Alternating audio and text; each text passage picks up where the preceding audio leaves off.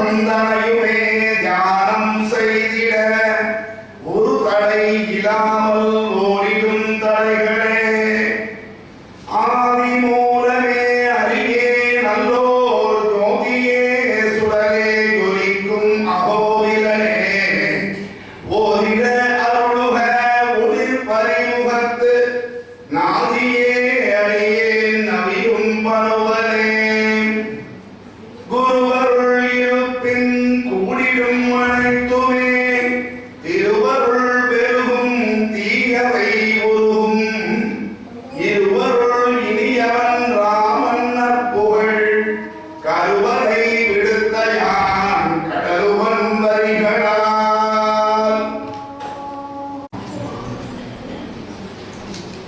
அப்படிப்பட்ட ராமபிரானுடைய கதையை வந்து சுந்தரகாண்டம் நம் சுந்தரகாண்டம் பகுதியை நம்ம இப்போ பார்த்துருக்கோம்.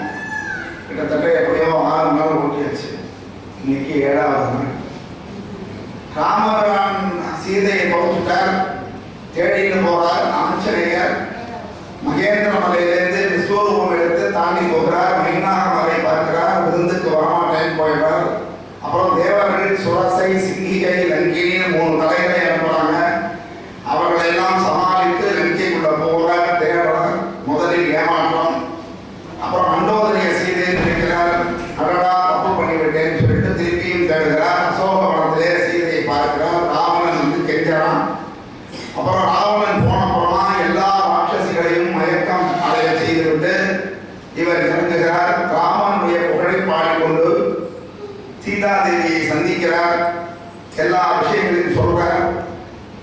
அதுக்கப்புறம் தான் கொண்டு வந்த ராமபிரானுடைய கணையாடிய அதை சீதாதேவியிட்ட கொடுக்குறார். அவளுக்கு அவ்வளவு மகிழ்ச்சி. அதுக்கப்புறம் இன்னும் கொஞ்சம் பேசிட்டு எனக்கு நீ ஏதாவது அடையாளத்துக்கு திருப்பி கொடுங்க, அப்பதான் ராமபிரான் என்னை நம்புவார் அப்படின்னு சொல்லிட்டு கேட்கும்போது அவன் சூடாமணி ஒன்று இருந்தது, அதை எடுத்து கொடுக்குறான். அதை எடுத்து வச்சிருந்தார். சரி கிளம்பலாம்ன்ற போது ஒரு யோசனை வந்தது.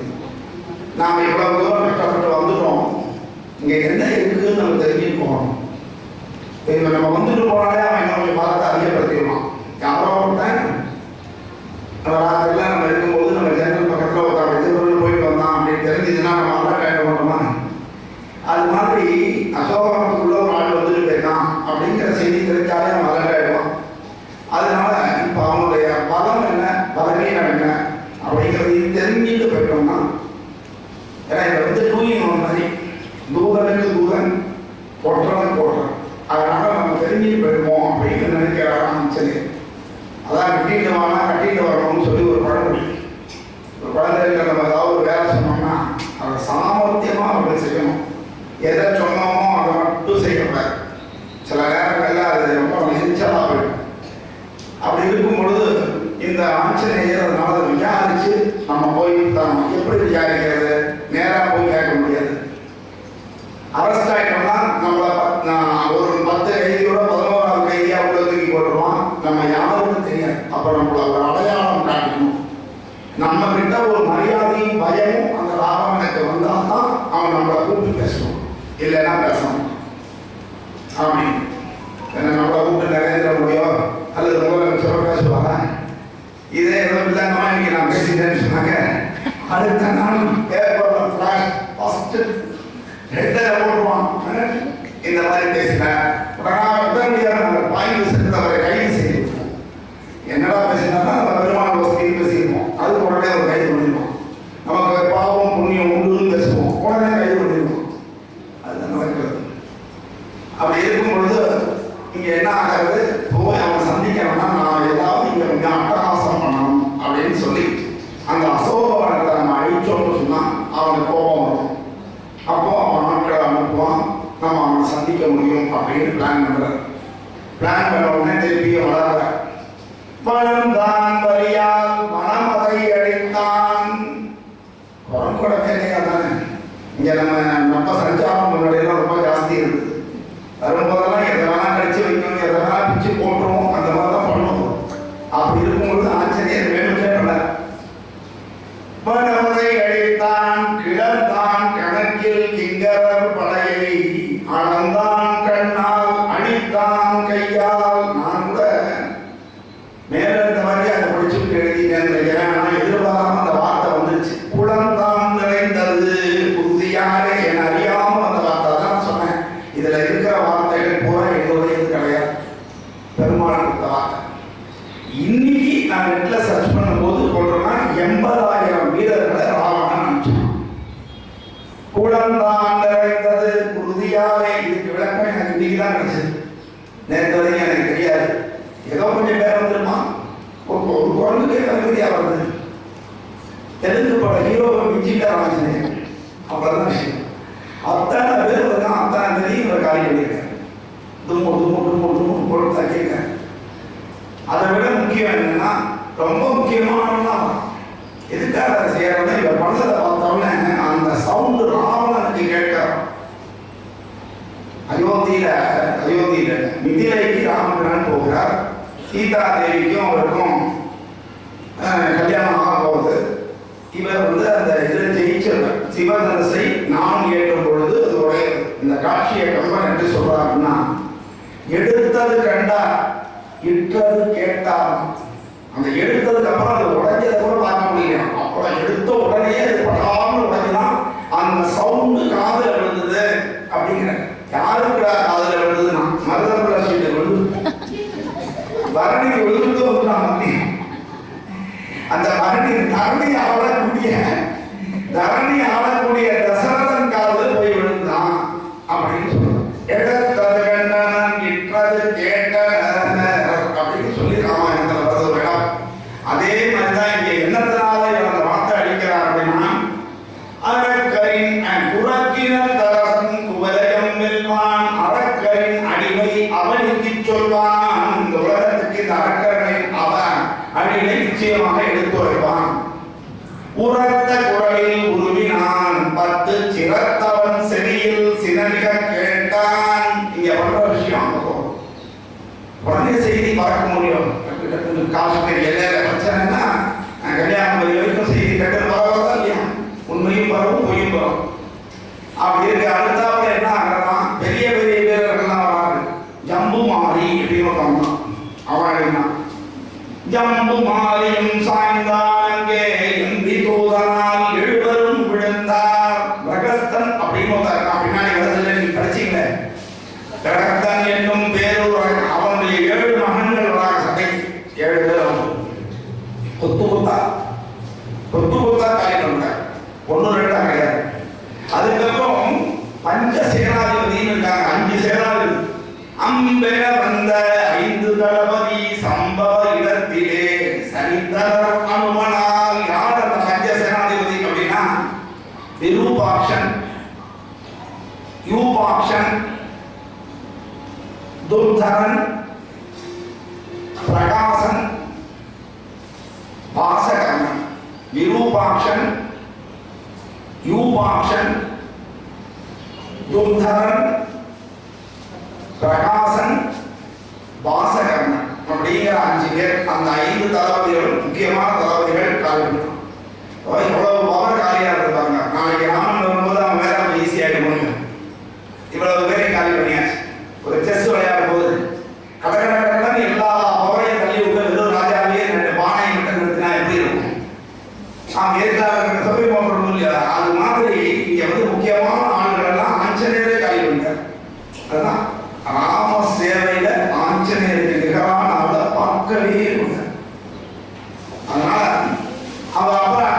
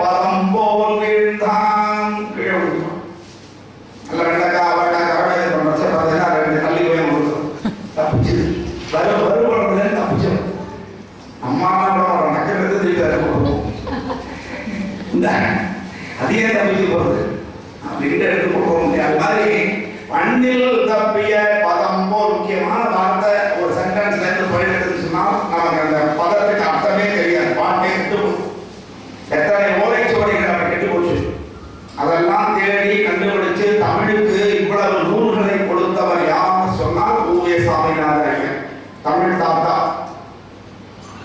அதுதான் தமிழை வளர்க்கறதுங்கிறது. தமிழை வியாபாரம் செய்வதெல்லாம் தமிழ் வளர்ப்பது என்று சொல்ல முடியாது. அவர் தான் தமிழை வளர்த்தார். அப்படி கஷ்டப்பட்டு வளர்த்தார். ஒவ்வொரு வீட்லையும் போய் கெஞ்சுவார் ஓலைச்சு படிக்காக. கேட்கும் பொழுது அவங்க தரமாட்டாங்க. சில பேர்லாம் அது வந்து எங்களுடைய பாரம்பரியமான பொருள், அது அப்படியே கலையா அடிச்சாலும் அடிக்க விடுவோமே தவிர நாங்க யாருக்கும் தரமாட்டோம் அப்படின்னு வச்சுட்டு இருந்தாங்க. அவங்களெல்லாம் ராஜா பண்ணி கெஞ்சி யாரை பிடிச்சி யார்கிட்ட வரணும்னு கேட்டு அலைச்சு அப்படி சேகரித்து கொடுக்க பெரும்பாலான நூல். இது என்னன்னா ராஜராஜ சோழன் அது மாதிரி ஒரு தடவை செஞ்சான். தஞ்சாவூர்ல நால்வர் எழுதிய அந்த பாசுரங்கள் எல்லாம் ஒரு ரூமுக்குள்ள போட்டு அதை கரையா அரைச்சு கிடந்தது. அவங்க என்ன கண்டிஷன் வச்சிருந்தாங்கன்னா அந்த 4 பேரும் நேரில் வந்து கேட்டா தான் கொடுப்போம் அப்படின்னு ஒரு கண்டிஷன். இதெல்லாம் யாராவது ஒருத்தர் கடை கூப்பிடுவாங்க, உடனே ஆமா போடுறது ஒரு 4 பேர் இருப்பான். அதனால இந்த மாதிரி நம்பிக்கைகள்லாம் வந்து அவங்க அப்படி நினைச்சாங்க. அப்போ இந்த ராஜராஜ சோழன் போய் கேட்பான், நீங்க 4 பேரை கூட்டிட்டு வந்தீங்கன்னா நான் வந்து தந்துடுறேன். ஓகே, இது ஒன்றும் பெரிய விஷயம் இல்லையா? இவங்களுக்கு ஆச்சரியம், எப்படி 4 பேரை கூப்பிடுவார்? அவங்கெல்லாம் முன்னாடியே போய் சேர்ந்தாச்சு. போய் சேர்ந்தவரை எப்படி கூப்பிடுறது அப்படின்னு நினைக்கும் பொழுது ஒரு நாள் பார்த்தா நல்ல கூட்டமா கூட்டிட்டு வரான். 4 சிவாச்சாரியெல்லாம் அங்கே வந்து உட்கார்ந்து ராஜராஜ சோழன் வீடு வந்துட்டான். சிவாச்சாரியாரே வாருங்கள், வந்துட்டேன், 4 பேர் வந்துட்டாங்க, போரை சொல்கிறேன். 4 பேர் இல்லை அப்படின்னு நான் கேட்பான். 4 சன்னதி மாதிரி வச்சு அதில் அந்த 4 பேருடைய உருவச்சிலையை வச்சான். தரந்தான் பாருங்க, 4 பேர் இருக்காங்க. என்ன இந்த சிலையை கொண்டு காமிச்சுட்டு நீங்க இந்த உள்ள இருக்கிறது யாருமா சிவலிங்கத்தை காமிச்சான். சிவபெருமான் அது சிலை தாண்டா. அது சிலை என்றால் இதுவும் சிலை, அது கடவுள் என்றால் இவர்கள் 4 தான் அடிச்சான். அந்த விசுவாசம் அதை வந்து கல்லுன்னு நினைச்சாங்க. கல் என்றால் வெறும் கல் தான், கடவுள் என்றால் அது கடவுள். அப்படித்தான் அந்த நம்பிக்கை தான் கடவுள். அதை கல்லா பார்த்தீங்கன்னா கல். அப்படி ப்ரூவ் பண்ணி அவன் சில ஓலைகளை காப்பாற்றணும். இப்படி காப்பாற்றப்பட்டதுதான் தமிழ். அதனால தமிழ் வந்து ஆன்மீகத்தோடு தொடர்புடையது. அதனால தமிழ் சங்கம் நடத்துறவங்களோ, தமிழ் பேரவை நடத்துறவங்களோ, தமிழ் அமைப்புகள் நடத்துறவங்களோ ஆன்மீகத்துக்கு விரோதமாக செய்யாதீர்கள், அது நீங்கள் தமிழுக்கு செய்கின்ற துரோகம். ஆன்மீகம் இல்லாமல் தமிழ் இல்லை. அப்படி ஆச்சு. சரின்னு சொன்னோம்னா இவன் கீழே அவன் கூட தேய்ச்சுமா சாந்து மாதிரி தேய்த்தான். உடம்புல சதைய பெரிய ஆக்சிடென்ட், மேஜர் ஆக்சிடென்ட் வந்தா அந்த உடம்புல என்ன கையாலோ அது மாதிரி தேய்ச்சுட்டான் அப்படின்னு சொல்லி அவ்வளவு பவர் மனுஷனே இருக்கு. அப்ப இன்னும் கோபம் அதிகமாயிடுது. எப்பவுமே யாராவது பாதிக்கிறதே நமக்கு தோணாது. அதே நம்ம குடும்பத்தில் ஒருத்தர் பாதிப்பு ஏற்படும் போது அது ஜாஸ்தியா இருக்கு. அதுக்கு முன்னாடி கதையாக இருந்த விஷயம்லாம் இப்போ நமக்கு உண்மை இருக்கு. அதான் தான் ஆளாவிட்டாலும் தன் சதை ஆகுது. நமக்கு இருந்தா அப்படிதான். எனக்கு வந்தா ரத்தம், எனக்கு வந்தாக்க தக்காளி சட்னி அங்கே வாங்க, அது மாதிரி தான். அப்பதான் ராவனுக்கு உரைக்கிறது, ஐயோ நம்ம பையனையே போட்டானா, இனிமேலும் விடக்கூடாது அப்படின்னு சொல்லிட்டு என் மகன் எனும் சீர் இந்திரதித்தனே பன்முகன் ஏவதால் படையோடு கிளம்பினான். உடனே இந்திரஜித் இருக்கான். இந்திரனை ஜெயித்ததுனால அவனுக்கு பேர் இந்திரஜித் சொல்லியிருக்கோம். அவனோட உண்மையான பெயர் மேகநாதன் பேரு. அவன் கிளம்பலாம், நான் போய் பிடிச்சிட்டு அப்படின்னு போறான். கிளம்பினான். அதுக்கும் ஏவல் வேணும். அதாவது ராஜா ஒருத்தர் எல்லாம் செய்ய முடியாது. அதுதான் பெரிய விஷயம். பெரிய பாலிடிக்ஸ் பண்றவங்கன்னா பார்த்தீங்கன்னா அப்பா அப்படின்னு கூப்பிடுறாங்க, தலைவர்னு தான் சொல்லுவாங்க. அது மாதிரி தான் எங்கேருந்து வந்தது இந்த பழக்கம் அப்படின்னா ராவணன்லேருந்து வருது, தசரதன்லேருந்து வருது. அவர்களெல்லாம் அங்கே வந்து எல்லாம் மன்னவன் பணி என்றாகில் நும் பணி மறுப்பனோ, என் பின்னவன் பெற்ற செல்வம் அடியனே பெற்றதன்றோ. என் அப்பா சொன்னான்னா போறேன் அப்படின்னு சொல்லலாம். மன்னவன், அப்போ மன்னவன் யாரா இருந்தாலும் அவன் சொல்லிட்டான், அவன் பேச்ச கேட்கறது நம்ம பழக்கம். அதனாலதான் இன்னைக்கே நம்ம கடைபிடிச்சுட்டு இருக்கோம். அப்படி ஆச்சு. உடனே கிளம்பினா அப்ப சொல்றான் அட்வைஸ், சப்பா நீ மாட்டுக்கு சாதாரணமா போயிடாது, அது ஒரு சாதாரண குரங்குன்னு நினைச்சாரு. இவ்வளவு பேர் அது காலி பண்ணியிருக்குன்னா அதனுடைய பவர் என்னன்னு பார்க்க பழையாட்டா போயினால பி கேர்ஃபுல். தேவக்கணைகள் தேர்ந்து விழி பாவம் குரங்கென பார்த்து விடாதே. இறக்கமே பார்க்காது. அது வெறும் குரங்கு நினைக்காத சத்துரு. இதெல்லாம் புரிஞ்சுக்கணும். வாரி கேட்டான், குரங்குகளுக்கு எங்களுக்கு அந்த ஒழுக்கம் கிடையாது, நாங்க யார வேணா கல்யாணம் பண்ணிப்போம். ராட்சசன் சொன்னான், ராவணன், ராட்சச தர்மத்துல நாங்க எந்த பண்ண வேணா தூக்கிட்டு வரலாம், எங்களுக்கு அந்த ஒழுக்கம் கிடையாது, அதனால நீங்க கண்டிக்க கூடாதுன்னு சொன்னான். அது போய் இப்ப அவனே சொல்றாங்க, அதை குரங்குன்னு பார்த்துறாங்க. சாதாரண குரங்குன்னு நினைக்காதா, அது மாவீரன், சாமர்த்தியசாலி, விவேகம் உடையது. அதுதான் விஷயம். ஒருத்தனை வந்து குரங்குன்னு சொல்றதா, மனுஷன் சொல்றதா, தேவன் சொல்றதா, மிருகம்னு சொல்றதாங்கிறது அவருடைய செயலை பொறுத்து தானே தவிர அவருடைய உருவத்தை பொறுத்தோ அவன் பிறந்த பிறப்பை பொறுத்தோ கிடையாது. அதனாலதான் அங்க வந்து மாறி வரம் நடந்தது இருக்கணும். தேவக்கணைகள் தேர்ந்து விடுவி, பாவம் குரங்கென பார்த்து விடாதே, ஏவல் கேட்டு ஏவி நன்மகனே, பேய் பண்புத்தியா பிரம்மக்கணமே.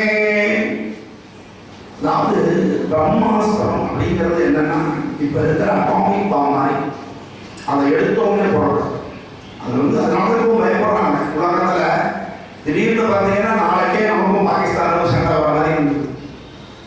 சீனாக்கார வந்து நின்றுட்டாங்கன்னா நியூஸ் செஸ்ல பாடலாம் முன்னாடி வந்த மாதிரி வந்து இருக்கான். அவன் ஆல்ரெடி நம்ம எல்லை கூட வந்தான். எல்லாம் புண்ணியாத்மாக்கள், பழைய ஆத்மாக்கள் செஞ்ச புண்ணியத்தினால நம்ம நாட்டில் நம்ம பல எல்லைகளை இடம் இருக்கும். அவங்கெல்லாம் அமைதியா ஓட்டிட்டாங்க. ஆனா இப்போ வந்து நம்ம அதை முன்னெடுக்கிறோம், அதை மீட்க முடியுமான்னு தெரியும். அந்த பக்கம் நேபாளத்துக்கிட்ட கொஞ்சம் விட்டோம், சீனா பார்டர்ல கொஞ்சம் விட்டோம், பாகிஸ்தான் கிட்ட நம்ம காஷ்மீரை விட்டோம், ஸ்ரீலங்காவில கச்சத்தீவை விட்டோம். இவ்வளவுத்தையும் நம்ம தான் விட்டோம், அரசியலுக்காக விட்டோம். அதெல்லாம் இப்போ பெரிய தொல்லை. இந்த கச்சத்தீவு இருந்திருந்தால் இன்னைக்கு இத்தனை இலங்கை மீனவர்கள் இத்தனை பேர் டெய்லி அரெஸ்ட் ஆகிறது, கட்டப்படுறது இருக்காரு. முன் யோசனை இல்லாமல் செய்திருந்தாங்க. எப்படியோ யாரோ செஞ்சுருக்கோம், அது நம்ம கவலை இல்லை. இன்னைக்கு அந்த பிரச்சனை தீராமல் இருப்பதற்கு தான். அதனாலதான் பின்னாடி என்ன பண்ணணும் யோசனை பண்ணி தலைவர்கள் செயல்படும். இன்னைக்கு நம்ம இருக்கிற 5 ஆண்டுக்கு மட்டும் செஞ்சா போறாது, நாளை என்ன நடக்கும், நாம் இருந்தாலும் இல்லாமல் காமராஜர் அதுதான் செய்ய. அவர் நாளை ஓட்டு வருமானு கவலைப்பட. ஒருத்தர் சொன்னா நீங்க செஞ்ச 3 காசு தரணும், கட்சிக்கு காசு தரணும். எனக்கு கட்சிக்கு காசு தானடா, நீ சொல்ற ரேட்ல அதை போறேன், ஏழைகளுக்கு அந்த பணம் அந்த பணத்துக்கு சீக்கிரமா போய் தேவைப்படும். அவர் கட்சிக்கு காசு கொடுத்து அவரும் கட்சிக்கே காசு கொடுத்துருந்தாங்கன்னா ஒரு சாதாரண ஒரு இளைஞர்கிட்ட அவர் தோத்து போக வேண்டிய அவசியம் இல்லை. ஒரு காலேஜ் ஸ்டூடெண்ட் காமராஜர் தோத்து போறாருன்னா அது தமிழன் வெட்டப்பட வேண்டிய விஷயம். நாம தான் தோற்றோம். அவ்வளவு பள்ளிக்கூடங்கள் ஏழைகளுக்கு இலவச மருந்துங்கிற திட்டத்தை முதல்ல உதாரணம். கட்சியே நான் பேசுறேன், காமராஜர் பற்றி பேசுறேன். அவரை தோற்கடிச்சிருக்கோம். அப்போ உங்களுக்கு நல்லது தேவையில்லை, அன்னைக்கு காசு தேவை, அவ்வளவுதான். அவன் நாளைக்கு என்ன வேணா பண்ண. உங்களுக்கு ஒரு பணம் கொடுக்குறோம்னா அதை விட அதிகமாக பணம் எடுப்பான், எங்கே எடுப்பான், அதை மட்டும் புரிஞ்சுக்கணும். உங்க கொடுக்கறதும் உங்க காசு, திருப்பி எடுக்கிறதும் உங்க காசு. அதனாலதான் சொல்றேன், காசு கொடுக்கறதுக்காக யாருக்கும் ஓட்டு கூடாது. இவங்க அவங்க எல்லாம் சொல்றாங்க, யாருக்கு தான் நீங்க ஓட்டு போடுங்க, ஆனால் காசுக்காக ஓட்டு போடாது. இதை மட்டும் உங்ககிட்ட வேண்டுதலா வச்சுக்கிறேன். அப்படி இருந்ததுனால இவன் என்ன பண்றான்னா, அந்த மாட்டம் பாவெல்லாம் நம்ம யுத்தத்துக்கு போடக்கூடாது.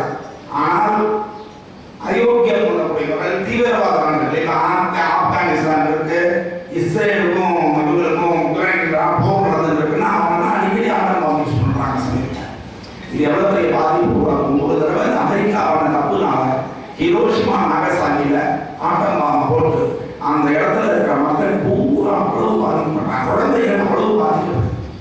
அடுத்த தலைமுறையே போயிடுச்சு. அதனால ஆயுதங்களை பயன்படுத்தும் போது ஜாக்கிரதை. அதனாலதான் முன்னாடி காலத்துலாம் பார்த்தீங்கன்னா கத்தி சண்டை போடுறது இது மாதிரி தான் இருந்தது. இங்கிலீஷ்காரன் வந்தால் பண்ணலாம், முகாயிரம் இங்கிலீஷ்காரன் வந்தால் பண்ணலாம், துப்பாக்கி அதெல்லாம் வந்து. ஆனால் நம்ம ஆளுநர் நிறைய டெக்னிக் வச்சிருந்தாங்க. அதான் இந்த நாங்கள் எக்ஸிபிஷன் கூட வச்சோம். ஒரு தடவை கோட்டைக்கு மேலே கொதிக்கிற எண்ணெயை வச்சிருப்பாங்க. எதிரி கிட்ட வந்தாலும் தொகுத்தி விட்டுருவோம். சுற்றுப்புறத்துக்கு எந்த பாதிப்பும் கிடையாது, அது எதிரி பொசிக்கிறோம். இது மாதிரி அதே ஃபயர்ல வந்து வாய்ஸ் எடுத்து தவாதுலாம் காமிப்பாங்க, அது மாதிரிலாம் போடுவாங்க.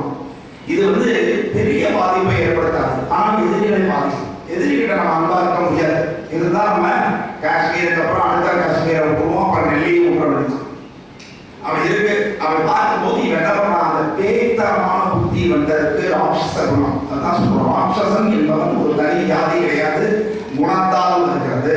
இவங்க எடுத்தோடனே நம்ம வெற்றி தான் தேவை, எப்படி அடையணும்ன்றது முக்கியம் கிடையாது. அதனால ஒரு பையன் இப்போ மார்க்கு தான் தேவைன்னா காப்பி அடிச்சு தான் பார்ப்பாங்க. ஓப்பன் புக்குங்கிறது வேற. ஓப்பன் புக் எக்ஸாம் இப்போ ட்ரை பண்ணிட்டு இருக்காங்க. ஆனால் அந்த ஓப்பன் புக்ஸ் எக்ஸாம் எப்படி வைக்கணும்னா அந்த புக்கில் உள்ள வரிகளை அப்படியே எழுதுற மாதிரி கேள்விகள் இருக்கக்கூடாது. புரிந்து கொண்டு அதுலேருந்து விடையை அவன் தேடி கண்டுபிடிச்சு எழுதுற மாதிரி இருக்கணும். அந்த ஸ்டாண்டர்ட் இருந்தால் ஓப்பன் புக் எக்ஸாம்ன்றது நல்லது, இல்லைன்னா பெஸ்ட் பார்ப்போம். அப்படி இருக்கும் பொழுது இவன் பேய்வன் புத்தியால் பிரம்ம கணையே எடுத்தோடனே பிரம்மாஸ்திரம் ஆஞ்சநேயர். பிரம்மாஸ்திரம் தான் இது மாதிரி ஒரு சாதாரண விஷயத்துக்கெல்லாம் பயன்படுத்தவே கூடாது, அதோடைய மகிமையே இருக்காது. அதை தவிர ஆஞ்சநேய சுவாமி சின்னவரா இருக்கிறச்சேயே அவருக்கு பல வரங்கள் கிடைச்சதுன்னு நம்ம சொன்னோம். ஒரு தடவை சூரியனை பிடிக்க போகும்போது இந்திரன் வஜ்ராயுதத்தால் அடிச்சுடுவான். அடிபட்டதுனால ஒரு தாடை வீங்கிட்டு அங்கேருந்து கீழே வந்து பொத்துன்னு விழுந்தார். இந்த தாடை வீங்கிட்டு, அதனாலதான் தாடை வீண்டு இருக்கிறதுனால தான் ஹனுமான்னு பேர். ஹனுமான்னா நீண்ட தாடைகளை உடையவன். அப்போ வாயு பகவானுக்கு கோபம் வந்தது, என் குழந்தைய தானே அடிச்சிங்க அப்படின்னு சொல்லி போய் ஒரு குகைக்குள்ள அடைந்து கொண்டார். ஊர்ல காற்று குறைந்து விட்டது. நீங்க சார் ஊர்ல போய் காற்று குறையுமா, ஆக்சிஜன் குறையுது அப்படின்னு நீங்க சொல்றீங்கல்ல, அதான் காற்றுன்னா நல்லா இருக்கும். சுவாசிக்க தேவையான ஆக்சிஜன் இல்லை என்றால் இன்னைக்கும் பெரிய பெரிய மலை பிரதேசங்களுக்கு போனோம்னாங்க ஆக்சிஜன் சப்போர்ட் இருக்காது அப்படின்னு கூட சொல்றாங்க. அதனாலதான் அவங்க ஆக்சிஜன் இதை எடுத்துன்னு போவாங்க சமயத்துல, புரியுதா? அப்படி இருக்கும் பொழுது இந்த வரங்களை கொடுக்குறாங்க. எல்லா தேவதைகளும் வந்து உலகத்துக்கு காத்து இல்லைன்னா என்ன ஆகும்? அதனால எல்லா தேவதைகளும் வந்து பிரம்மாதான் சொல்றாரு, என்னுடைய பிரம்மாஸ்திரம் உன்னை பாதிக்காது, அக்னி வரம் நெருப்பு உன்னை பாதிக்காது. இப்படி ஒவ்வொருத்தரும் ஒரு வரம் கொடுத்துருக்குறாங்க. அதே மாதிரி இந்த அடிமா சக்தி மகிமா சக்தின்னு அட்டமா சக்திகள் நமக்கு கிடைக்கிறது. அழக முடியும், சுருங்க முடியும், இப்படியெல்லாம் நிறைய சக்திகள் எல்லாம் கிடைக்கிறது. அதனால இவ்வளவும் இருக்கு ஆஞ்சநேயர். அதனால இந்த பிரம்மாஸ்திரத்தால் ஆஞ்சநேயரை கட்ட முடியாது. ஆனால் பிரம்மாஸ்திரம் இல்லாத இவருக்கு மட்டும்தான் இருந்தாலும் இப்படியே சண்டை போட்டுட்டே இருந்தா எப்போ பழக முடியாது. சண்டை முடியாது, கிளைமேக்ஸ் சண்டை முடியாதானே நம்ம இந்த எண்டு போட முடியும். அதனால இனிமேலும் நம்ம சண்டை போட்டுட்டே இருந்தா ராவணனை பார்க்க முடியாதுன்னு அவர் முடிவு பண்றார். என்னைய வந்து ஒரு முடிவெடுக்கணும்னா நான் தான் அந்த முடிவெடுக்கணும் அப்படின்னு சொல்லுவோம். அது மாதிரி இந்த இடத்துல ஆஞ்சநேயர் தான் அந்த முடிவெடுக்கிறார். கட்டாது பிரம்ம கணையனும் உண்மை எட்டாது அவுணன் ஏறிய கணையை. இந்த அறிவுன்றது இது கிடையாது. அதனால்தான் இது கட்டாது தெரியாமல் அவன் பிரமாஸ்திரத்தை போட்டான். அவுணன் அரக்கன் ஏறிய கணையை தட்டாது மறித்து தாமோதரன் போல் கட்டாது கட்டி கட்டுண்டு இருந்தான்.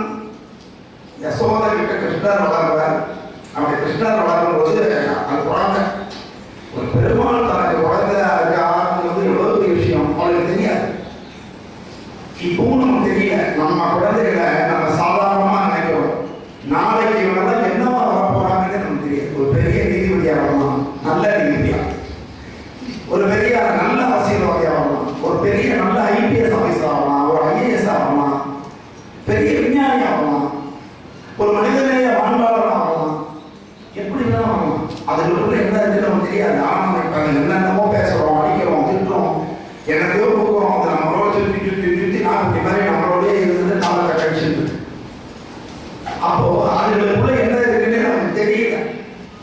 அது மாதிரி யசோதைக்கு தெரியலையா இவர் கிருஷ்ணன் இந்த உலகத்தையே ஆட்டி படைக்க போகிறவர் தெரியல.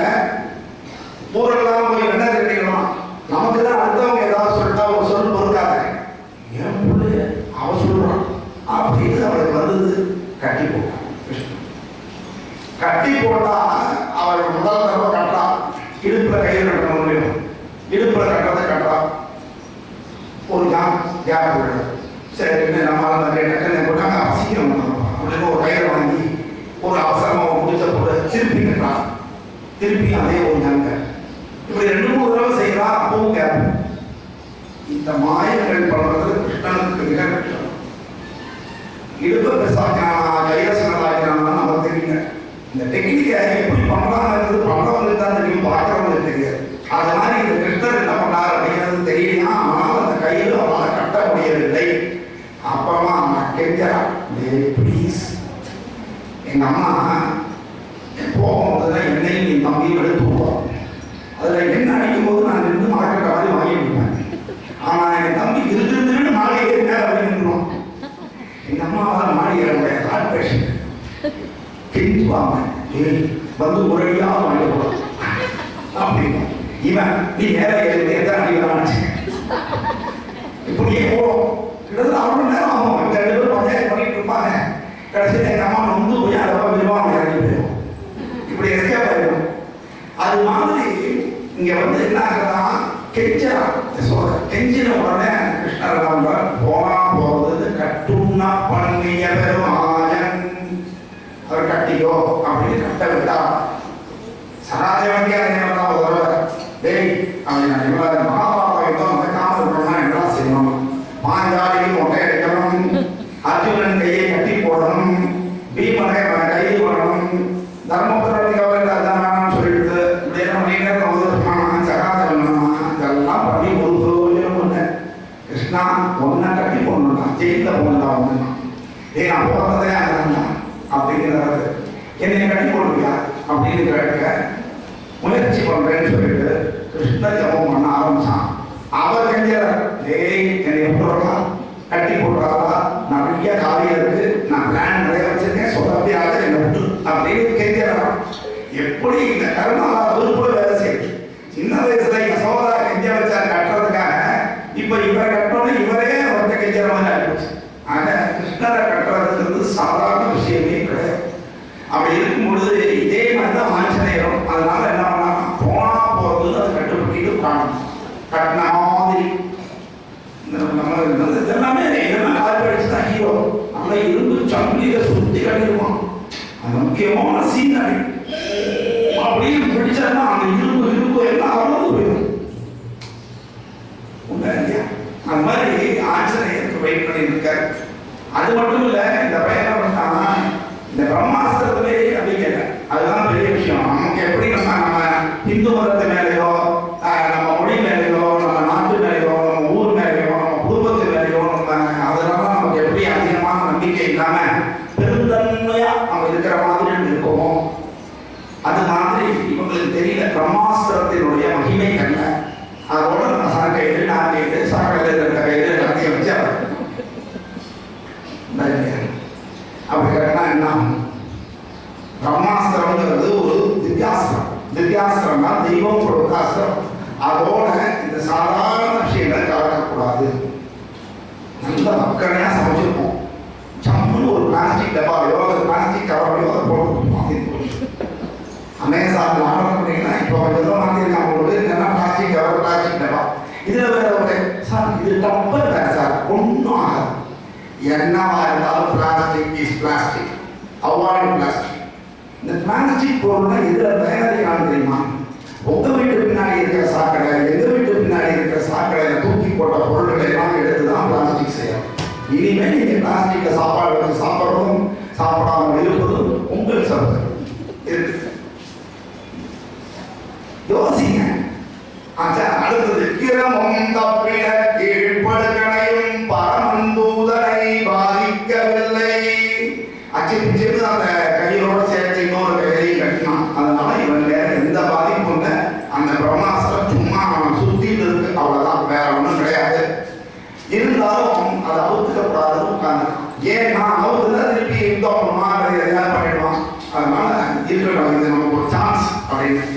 இருப்பினும் நோக்கம் ராவணந்தனையுமே இருப்பிடம் தன்னிலே இயல்பாய் காணலே. ஒரு மந்திரிக்கோ யாருக்கோ பேசணும்னா அவங்க எப்போ ஃப்ரீயா இருப்பாங்க, எப்போ போனா அவங்களோட பேச முடியுமோ அப்போ போய் பேசணும்.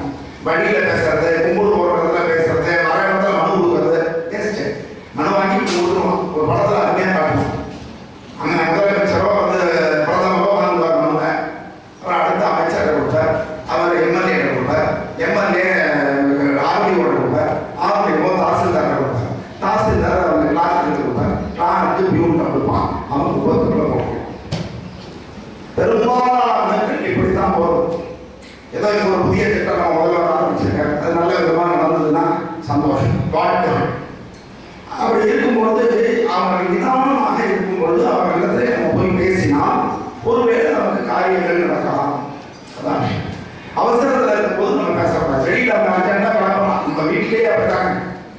ஆர்எஸ் ரிப்போர்ட்டை கையெழுத்து வாங்குறத நம்ம அப்பாவும் அம்மாவும் அவசரமா பிள்ளை கிளம்பும் போதும் இதெல்லாம் டிஸ்கஷன் ஓடிடும். அதனால அவசர அவசரமா நின்னா கையெழுத்து போடுறாங்க. என்னைக்காவது பத்திரத்தில் கையெழுத்து வைக்க போறாங்க. அதனால அப்படி ஆச்சு.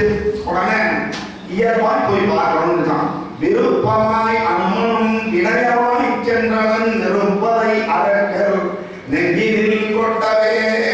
புலி பதுங்கிறதுனா பாயத்துக்காக நடக்கும்.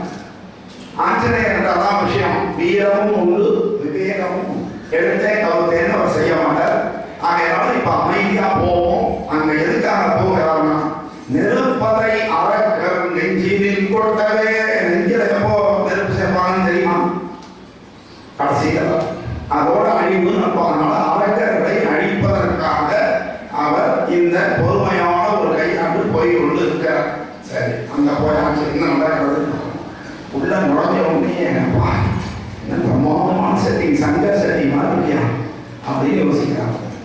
அவ்வளோ பெரிய சமீபத்தில் ஒரு பெரிய வீட்டு கல்யாணம் நடந்தது. அதாவது ப்ரீ மேரேஜ் ஒன்று, மேரேஜ் கூட இல்லை, அந்த ப்ரீ மேரேஜுக்கு அவ்வளவு செலவு. பாவம் நம்ம ஊரில் ஒரு அம்மா அப்படி அந்த மாதிரி பண்ணிட்டு தான் அதுக்கப்புறம் அவங்க திரும்ப முனையாக அதை விட பணக்காரத்தனமா சாதாரண ஆட்களே பண்றாங்க. அவங்களுக்கு நேரம் சரியில்லை, அப்படி வேணும்னே அதை பண்ணிட்டாங்க. எத்தனையோ வருமானத்துக்கு அதிகமாக நிறைய பேர் சேர்த்துருக்காங்க. அந்த மாதிரி அந்த அம்மானியோடைய கல்யாணம் பார்த்தீங்கன்னா நல்ல மனுஷன் பாவம், அவரெல்லாம் ஒன்றும் குறை சொல்லலை. அவர் என்ன பண்ணாரா, அவ்வளவு டாட்டான தரக்கா இருக்கும். அவர் அவருடைய ஊழியர்களுக்கு எல்லாருக்கும் அவ்வளவு ஹெல்ப் பண்ணுவாங்க. நம்ம பணக்காரங்க எல்லாருமே கெட்டவங்க நினைக்க முடியாது, அதுல நல்லவர்களும் இருக்காங்க. அவ்வளவு ஹெல்ப் பண்ணுவாங்க. அதனாலதான் நம்ம டாட்டாவுக்கு போய் வாங்குங்கள் அப்படின்னு நம்ம சொல்லுவோம். ஏன்னா அந்த மாதிரி எவன் நமக்கு இப்ப சக்தி மசாலா எடுத்தீங்கன்னாக்க அவங்க ஊனமுற்றவர்களுக்கு அவ்வளவு ஆதரவா இருக்காங்க. அவங்க நம்ம இந்து தர்மத்தை சேர்ந்தவர்கள் அவ்வளவு இதாக இருப்பாங்க. இன்னொரு மசாலத்தை நான் சொல்ல விரும்பல, அது ஏன்னா நெகட்டிவா நம்ம சொல்லக்கூடாது, பாசிட்டிவா சொல்லலாம். இவர் அவ்வளவு உதவியா இருக்கு. அதனால நம்ம சக்தி மசாலா வாங்கணும் அப்படிங்கிறது என்னுடைய கருத்து.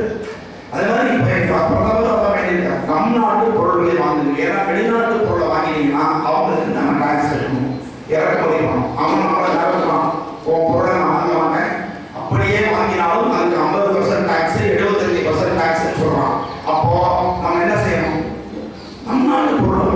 அதனால இந்த மாதிரி கிரிட்டிக்கலான சிச்சுவேஷன்லையாவது சொல்றதை யாரும் தராதீங்க, நம்ம நாட்டுக்கு எது நன்மையோ அதை செய்யுங்க.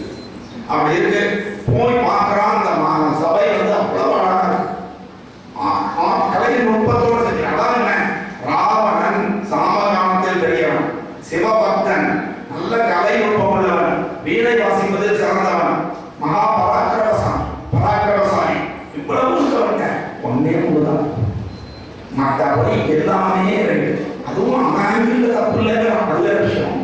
ஆனால் இவ்வளவு இருக்கு. அப்போ அந்த கலை நுட்பத்தோடு அந்த மண்டபத்தை அவன் வழிபடிச்சிருக்கான். மகாபாரதத்திலே அதான் ஒரு மண்டபத்தை வழிபடிச்சதான் இவ்வளவு பெரிய பிரச்சனையே. போனா ஒரு கதவு மாதிரி தெரியும், அங்க கதவு இருக்குன்னு நினைச்சிருக்கணும்னா கதவு இருக்காது. இன்னொரு இடத்துல கதவு இல்லாத மாதிரி தெரியும், போய் முட்டிப்பாங்க. அப்படி துரியோதனன் முட்டிட்டவங்க தான் ஏன் கண்ணில்லையா திரௌபதி கேட்டா அப்படிங்கிறாங்க. அவ ஒன்றும் கேட்கல, சிரிச்சா. இவங்க நம்மளால விஜய் இல்லை, நல்ல கூடுதல் இருக்கிறவன் கூடுதல் நாங்கள் சொன்னாங்க. அவ்வளவு கேவலமான ஒரு கேரக்டர் கிடையாது. புரிஞ்சுக்கணும், நம்ம யாராலும் கொச்சப்படுத்த முடியாது. சிரிச்சா. அதனாலதான் பொம்பளை சிரிச்சா போச்சு, புகையில விரிச்சா போச்சுன்னு ஒரு லேடிஸ் சிரிக்கிறது கூட பார்த்துதான் சிரிக்கும்.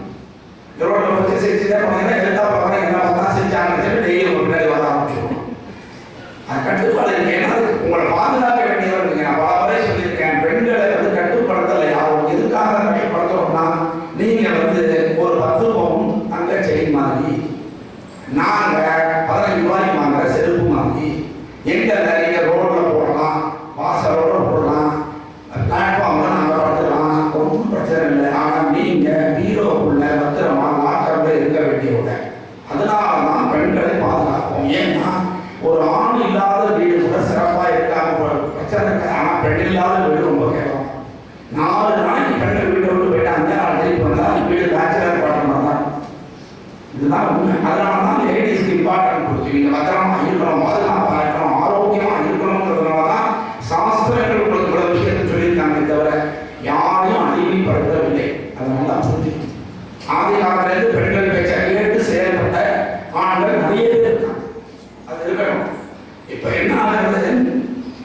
இந்திர லோகம் இதைவிட பெரிதோ மந்திர மண்டபம் மாருதி வியந்தான். ஆச்சரியமா பார்க்கலாம் மாருதி. ஏன்னா அவர் காட்டில் இருக்கிறவர் மகாபாசத்தில் இருக்கிற மாரியுடைய ஆபீஸெல்லாம் பெருசா நான் சொல்ல முடியாது. அதனால ஒரு ஆச்சரியமான சந்திர மண்டலம் சனியின் குழுமை சுந்தரன் உணர்ந்தே சுற்றிலும் பார்த்தான். சந்திரனை எப்பவுமே குழுமைக்கு நான் உதாரணமா சொல்றது. அதனால அந்த ஏசி மாதிரி இருந்துச்சு அந்த ரூம், அந்த ஹால் இருந்தது, சென்ட்ரலைஸ் ஏசி போடுறதுக்கு அவங்களுக்கு ராவணம் அப்படி இருந்தது. பார்த்துட்டே போறான். ஆச்சரியம். ஏகப்பட்ட ராட்சசர்கள் உட்காந்துருக்காங்க, அமைச்சர்கள் உட்காந்துருக்காங்க. அதாவது எப்பவுமே கெட்டவர்கள் கூட்டம் ஜாஸ்தியாக தான். கெட்டவர்கள் கூட்டம் எப்பவுமே ஜாஸ்தியாக. இப்போ பார்த்தீங்கன்னா ஒரு குறிப்பிட்ட இனத்தை சேர்ந்தவர்கள் பங்களாதேஷ்லேருந்து இங்கே வந்துட்டே இருக்காங்க. அவர்கள் குடும்ப கட்டுப்பாடை அனுசரிப்பதே கிடையாது. எக்கச்சக்கமான குழந்தை அவங்க வேலைக்கு போறாங்களான்னு கூட எனக்கு தெரியாது. ஆனால் அவர்களுக்கு அவங்க வச்ச குழந்தைகள். அதனால நம்ம பாரத தேசத்துல வந்து நிறைய பேர் அதை அதனாலதான் இந்த சிஏஏ போன்ற விஷயங்கள்லாம் வந்து யார் உண்மையிலேயே பாரத தேசத்தை சேர்ந்தவர்கள், யார் வெளிநாட்டிலிருந்து வந்தவர்கள், இந்த உள்நாட்டில் இருக்கக்கூடிய முஸ்லிம்ஸையோ கிறிஸ்தவர்களையோ யாரும் வெளியே போக சொல்ல போவது கிடையாது. அதை நம்ம புரியும். முஸ்லிம்ஸ் நமக்கு எதிரி கிடையாது. இங்க இருக்கிற கிறிஸ்தவர்கள் நம்ம எதிரி கிடையாது. அவர்கள் எல்லோரும் இந்தியர்கள் தான், தமிழர்கள் தான். ஆனால் யாரு நம்ம சொல்றோம் பங்களாதேஷ்ல இருந்து வரவன், பாகிஸ்தான்ல இருந்து வரவன், சைனால இருந்து வரவன், இவன் தான் எப்படி நம்ம இப்படி எல்லாரும் இங்க வந்துட்டான்னா நமக்கு தான் நினைக்கும். நாளைக்கு அவன் சும்மா இருக்க மாட்டான். ஏன்னா அவனுக்கு நாட்டுப்பற்று தேவையில்லை. இது நம்ம நாடு கிடையாது. உண்டா இல்லையா? இப்போ நம்ம வீட்டில் இருக்கோம்னா சாயங்காலம் 4 மணி ஆனால் பெருக்கி வீட்டை சுத்தப்படுத்தணும்னு நினைக்கிறோம். நம்ம வீட்டுக்கு வர கெஸ்ட்டுகள் என்ன இருக்கும்? வீடு எப்படி இருந்தாலும் என்ன ஒரு டீயை கொடுப்பாங்க, கிளம்புறேன் அப்படின்னு போறாங்க. அதனால நம்ம நாடு சுத்தமா இருக்கணும், நம்ம வந்து சௌக்கியமா இருக்கணும், சந்தோஷமா இருக்கணும்னா வெளிநாட்டிலிருந்து சட்டவிரோதமாக வருபவர்கள் தடுக்கப்பட வேண்டும். இதை நம்ம புரிஞ்சுக்கணும். இதுக்கு அரசியல் பண்ணலாம். யாரை முடிவு எடுத்தாலும் நம்ம ஆதரிக்கணும். நம்மவர்கள் நம்மளோடு இருப்பாங்க. அதில் மாற்றவே கிடையாது. அப்படியே ஆச்சு. உடனே அந்த படத்தை கேட்கலாம். யார் நீ கூறுவாய் யாவனும் தலைவன். வந்தவர் உடனே கேட்கலாம், நீ யாரு, உன்னை யார் அனுப்பிச்சா? அதான் கேட்கணும். அப்படி தொண்டக்குடியில் துப்பாக்கி உள்ள சொல்லிட்டு யாரும் அனுப்பிச்சா, யாரும் அனுப்பிச்சா, முதல்ல துப்பாக்கி ஏறலாம், அப்போ தான் என்ன சொல்ல முடியும் அப்படின்னு சொல்ல மாட்டான். அது மாதிரி இந்த ஆஞ்சநேயரை நிற்க வச்சு கேள்வி கேட்கிறாங்க. அது மட்டும் இல்லை, நீ வந்து இல்லை நேரம் எங்களை வந்து தாக்க வேண்டியதானே, எதுக்கு மனத்தை அடிச்ச, எதுக்கு எங்க ராட்சசர்கள் எல்லாம் கொன்ன, இது தேவையில்லாத வேலை தானே அப்படின்னு. ஏன் துப்பாக்கி சூழ்நிலை அப்படின்னு கேட்கறோம் இல்லையா? அந்த அப்படியாச்சு. உடனே என்ன சொல்றான், இவர் பதில் சொல்றான் ஆஞ்சநேயர், உண்மையில் நான் ஒரு குரங்கே அறிவாய். நான் ஒரு சாதாரண குரங்கு. அதை எங்க எப்படி பேசணுங்கிறது ஆஞ்சநேயர் தெரியும். எதிரிகிட்ட போய் என் வீரத்தை பார்த்தீங்களா, மான்கராஜனா என்னன்னு தெரியுமா அப்படின்னு வீரமா பேச திரும்பி பார்ப்பான். ஹீரோ பேசுவான், இவன் அடிவாங்க இருக்கும். அது மாதிரி வீரம் பேசுறது பேசுவார், பின்னாடி பேசுவார். ஒரு தூதனுக்கு அழகு பயம் இல்லாமல் தன் தலைவன் சொன்ன கருத்தை எதிர் மன்னன் போய் சொல்லணும். அதுதான் தூதன். நம்ம ஏதாவது பண்ணலாம் பயப்படக்கூடாது. ஆனா சொல்றாரு பக்குவமா பணிவா பேசுறது ஆஞ்சநேயரோட சுபாவம். உண்மையில் நான் ஒரு குரங்கே அறிவாய் குபேர சோதரன் அரக்கர் அவசரை அருகில் காணவே. ஏன் நான் இதை சரியா கேட்டீங்க? என்னுடைய நோக்கம் குபேரனுடைய சகோதரனாகிய ராவணன் என்கின்ற இந்த ராட்சச ராஜாவை நான் கிட்டத்தட்ட பார்க்கணும். இதுல எப்படி ஒரு குல்குத்து இருப்பாங்க. குபேர சோழன் ராமணேஸ்வரன், லிங்கேஸ்வரன் பட்டம் இருக்கு, அதெல்லாம் சொல்றேன். ஏன்னா கேவலம் உன்னுடைய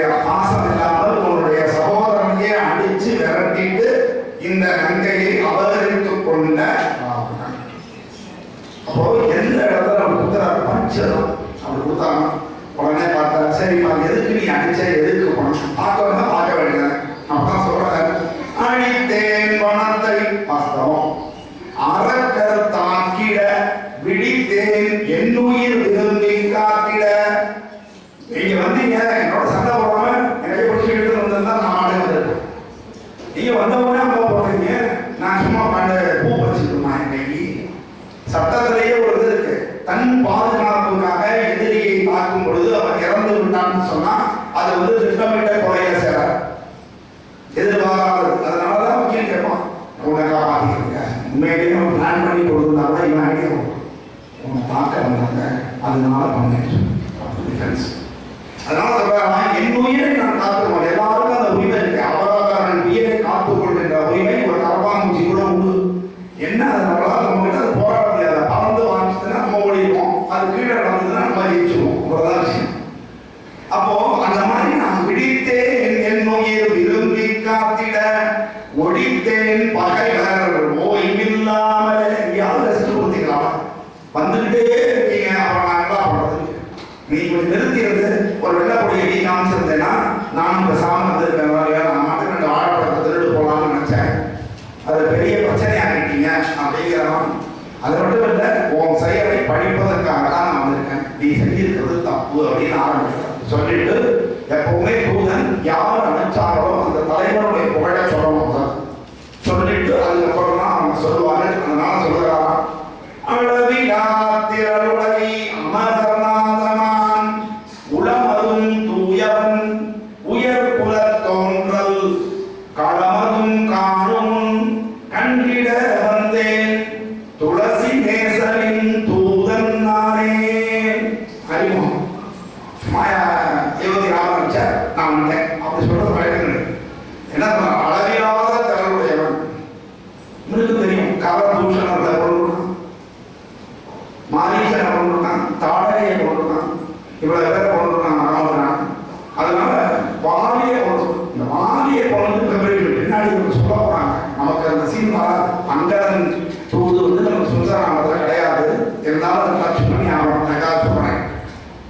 வாலி எப்படி பண்ணாங்கன்னா, ராவணனை அடிச்சு உதச்சு துவம்சம் பண்ணி ஒரு கைத்துல கட்டி 10 தலை பூச்சின்னு சொல்லி அவனுடைய குழந்தையாகிய அங்கதனுடைய தொட்டில கட்டிவிட்டு, இதை அங்கதன் சொல்லுவான். ராவணனே சொல்லுவான், உன் யோகியதை தெரியாதா, எங்க அப்பா உன்னை கட்டி தொங்க விட்டாரு அப்படின்னு. அது ஒரு காட்சி அருமையா இருக்கும். அப்போ அதுதான் சொல்றேன், அவனுடைய வீக்னஸை சொல்லும் போது அவனுக்கு ஒரு ஷாக் ஆகிடும். அவன் பேச பயப்படுவான்.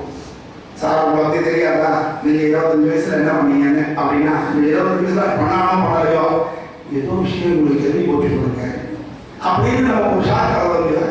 அப்படி இந்த ராவணனை பத்தி சொல்லும்போது அளவிலா திரளுடையவன் யாரவன் நாகச்சந்திரமூர்த்தி அமரநாதன், நல்ல தேவர்களுடைய தலைவன், சாதாரண மனுஷன் நினைக்காத அப்படின்னு சொல்றார். உடம்பும் தூயவன், மனசு சுத்தம். நீ இப்ப காலில் விழுந்தவன் அடிச்சுடுவான். உலமதும் தூயவன் உயர் குல தோன்றல், நல்ல குலத்திலே பிறந்தான். திருப்பியும் சொல்றோம், குலம்ங்கிறது ஜாதி கிடையாது, குணத்தால் வருவது குலம். எந்த குடும்பத்துல நல்ல குணங்கள் இருக்கோ அவங்க உயர்ந்த குலத்தை சேர்ந்தவர்கள். குணம் சரியில்லைன்னா அவர்கள் எதுல பிறந்திருந்தாலும் அவர்களுக்கு நல்ல குலம். அதனால குலம் கோத்திரம் அறிந்து பெண்ணை கொடுப்பான். அப்படி இருக்கு. கோத்திரம் ஏன் பார்க்கணும்னா, சேம் கோத்திரத்தை கல்யாணம் பண்ணக்கூடாது. ஒரே கோத்திரத்துல பிறந்தவர்கள் அண்ணன் தங்கைக்கு சமம். அதனால நாம பண்றதில்லை அந்த பழக்கத்தை. அதனால ஒரே கோத்திரத்தை பண்றதுனால சில சமயத்தில் இந்த அச்சுப்பிச்சுகள் என்ன பண்ணிருக்கோம்னா, லவ் பண்றது தெரியாம பண்ணி அதே கோத்திரத்துல வந்து இதுகளுக்காக இவங்க வந்து கோத்திரத்தை மாற்ற வச்சு அதெல்லாம் பண்ணுறாங்க. அதனால அப்பா அம்மா தான் நம்ம கல்யாணம் பண்ணி கொடுக்கணும். கன்னியாதாரம் அப்பா தான் பண்ணி கொடுக்கணும். அந்த உரிமை அவரோட. அதனால பெண் குழந்தைகள் எச்சரிக்கையாக இருக்கணும். திருப்பி சொல்றேன், சின்ன குழந்தைகளா இருந்தாலும் பரவாயில்ல, எச்சரிக்கை. யாரோடையும் பழகாதீங்க, அளவோட வச்சுக்கங்க. எதுவாக இருந்தாலும் அம்மா அப்பா சொல்லுங்க. அம்மா அப்பா தான் உங்களுக்கு நல்லது செய்வாங்க. அது ரொம்ப முக்கியமான விஷயம். இன்னைக்கு நாடு அவ்வளவு கெட்ட பாதையில போயிடுது, வருத்தமா. அதனால சொல்றேன், களமதும் காணும் கண்டிட வந்தேன். அவன் வந்து இங்க யுத்த களத்துக்கு வருவதற்கு முன்னாடி நான் வந்தேன். நிறையெல்லாம் பார்ப்பாங்க. ஒரு பெரிய கூட்டம் நடத்தோம்னா அதுக்கு வந்து அந்த உள்ளூர் கட்சி பிரமுகர்களோ அல்லது உள்ளூர் அமைப்பாளர்களோ அரசாங்கத்தை சேர்ந்தவர்களோ போலீஸ் டிபார்ட்மெண்ட்டோ அங்கே வந்து முதல்ல இடம் போதுமா, இது ஓகே தானா, இதெல்லாம் செய்யலாமா அப்படின்லாம் பார்ப்பாங்க. இங்கே இல்லைன்னா நீ பர்மிஷன் கொடுக்க மாட்டாங்க. அப்புறம் நம்ம என்ன பண்ணுவோம், ஐயா அப்படி பர்மிஷன் கொடுக்குறியா அப்படின்னா அவர் ஏதாவது ஒரு அதிகாரத்தினாலையோ வேற ஏதாவது ஒன்றாலையோ அவர் நம்ம வற்புறுத்தணும்னா சின்ன இடத்துல பர்மிஷன் கொடுத்துட்டாங்கன்னா சமயத்தில் பிரச்சனை. இவ்வளோதான் விஷயம்.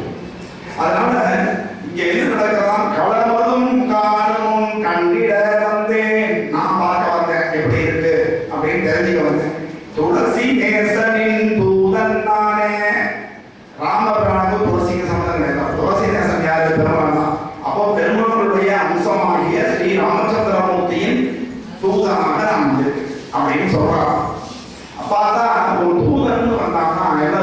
அப்படின்னா அவனை உட்கார வச்சு தான் பேசணும். அது ஒரு சட்டம் இருக்கு. தூதன் வந்தான்னா அவனுக்குரிய மரியாதையே போகும்.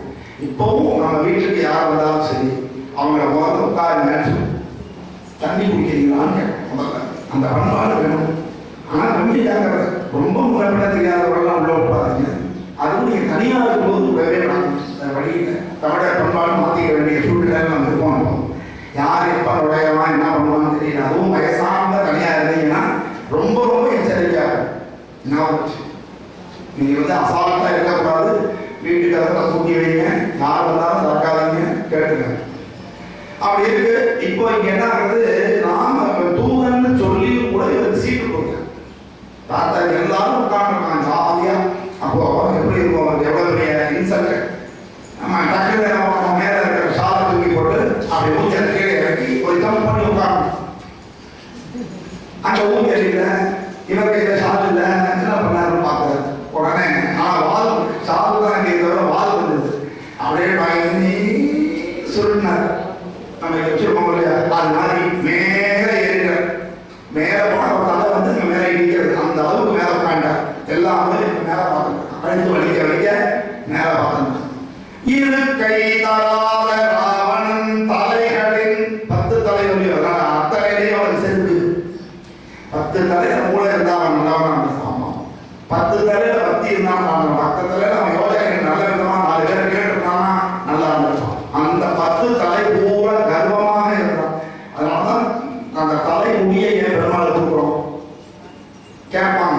நீ தலையை தூக்க வேண்டியதானே, நகத்தை தான் விரலை கட்ட வேண்டியதானே, தலையவே வெட்டிக்க வேண்டியதானே, வளர்ந்த முடிகிறதுனால நீங்க ஊதுறீங்க அப்படிங்கிறாங்க. அப்படி கிடையாது. தலைமொழியை நீங்க சாதாரணமா இருக்கும்போது அந்த தலைமொழி எடுக்க சொன்னா யாராலும் இருப்பாங்க.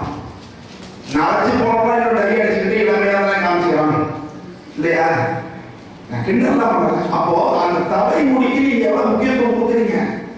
அந்த அதுதான் உங்களுடைய அழகு, அதுதான் உங்களுடைய கர்வம் அப்படின்னு நினைக்கிறீங்கல்ல. அப்போ அதை கொடுக்கும்போது உங்களுடைய கர்வத்தை நீ பெருமாளத்திலே சமர்ப்பிக்கிறாய். அதனால தலையால கீழே வணங்குறோம். ஒருத்தர் காலில், பெரியவங்க காலில், குருவுடைய காலில், பெருமாளுடைய காலில். ஏன் காலில் போய் விடுறோம்னா அப்பவாவது நம்முடைய கர்வத்தை இறக்கி வைக்க வேண்டும். கர்வம் நிச்சயமாக நமக்கு கெடுதல் செய்யுமே தவிர நல்லது செய்யாது. அதை புரிஞ்சுக்கணும். அதுக்காக தான் இதெல்லாம் வச்சிருக்காங்க. இருக்கை தராத ராவணன் தலைகளின் செருக்கை அடக்கிட சேவகன், சேவகன் ராமனுக்கு சேவகன், வாலினால் இருக்கை அமைத்து இருந்தன் உயரே. மேல போயிட்டாரு. அந்த உட்காந்து ஜம்ப் பண்ணி விட்டார். இந்த காட்சி தான் நம்ம எடுக்கிறது. அந்த படத்தில் முடிச்சு கொஞ்சம் வித்தியாசமா நேரம் மாறு கிடையாது அந்த படத்தில். அதனால எடுக்க முடியாது. அது வர ஷாப்.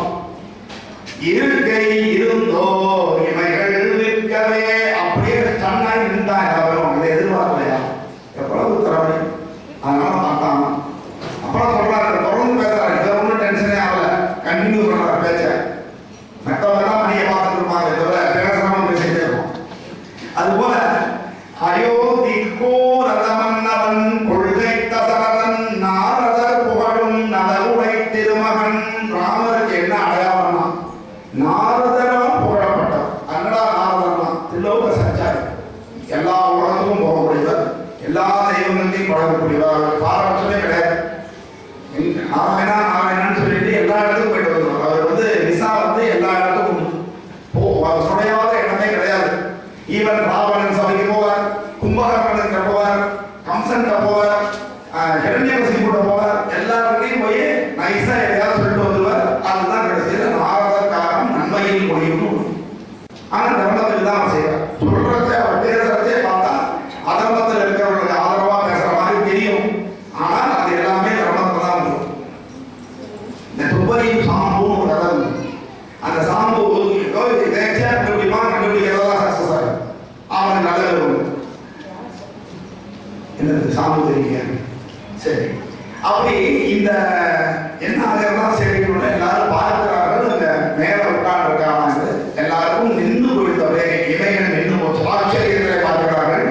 இவ்வளவு கலாச்சாரம் இருக்கிறவன் அப்படின்னு அவர் தொடர்ந்து பேசுறார். கூரவன் கொள்கை தசரதன் நாரதர் புகழும் நலமுடை திருமகன். வால்மீகி ராமாயணம் எழுதுறதுக்கு யார் காரணம்னா நாரதர்.